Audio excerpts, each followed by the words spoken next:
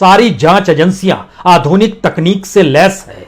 शेयरों के उधर उधर करने और शेयरों के जरिए पैसा बनाने की कोई भी जानकारी इस दौर में सरकार के पास जब तुरंत पहुंच जाती है तो फिर कोई चोरी कैसे कर सकता है? और अगर चोरी कर रहा है तो सारी जानकारी तो सरकार के पास ही है।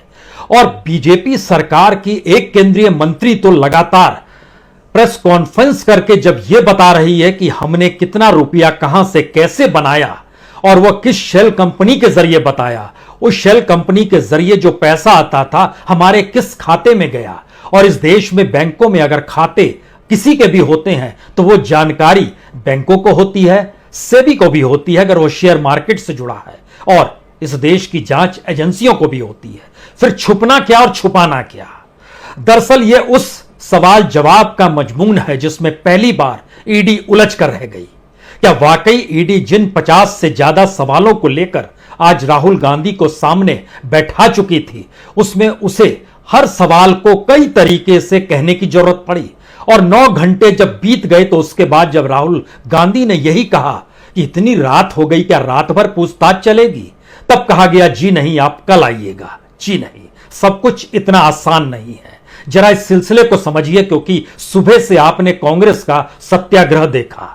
उस तेवर और तलखी के साथ ईडी के दफ्तर में राहुल गांधी को जाते हुए देखा और फिर ईडी के दफ्तर से राहुल गांधी को निकलते हुए भी देखा। उस बीच में जो लंच ब्रेक था उसमें राहुल गांधी अपनी बहन प्रियंका गांधी के साथ अपनी मां से मिलने अस्पताल गए, सर गंगाराम अस्पताल गए, जहां उनका इलाज चल रहा है। लेकिन पूछताछ के सिलसिले में पहली बार राहुल गांधी ने अपने तौर पर कुछ सवालों को उठाया। क्या वाकई इस देश के भीतर में जो आरोप हम पर लगाए जा रहे हैं वैसी कोई कार्रवाई कर सकता है क्या, जबकि सारी एजेंसियां हाई टेक्नोलॉजी से लैस है?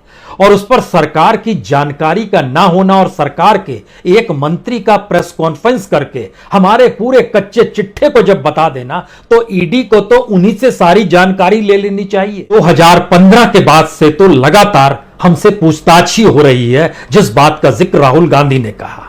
और कौन सी जानकारी आपको नहीं दी गई है? और जब से फाइल आप लोगों ने बनाई है, फाइल आपने खोली है, उसके बाद क्या वाकई कोई ट्रांजैक्शन हुआ है? और अगर ट्रांजैक्शन हुआ है और आपको जानकारी नहीं है तो फिर किस बात की जांच एजेंसी हैं आप?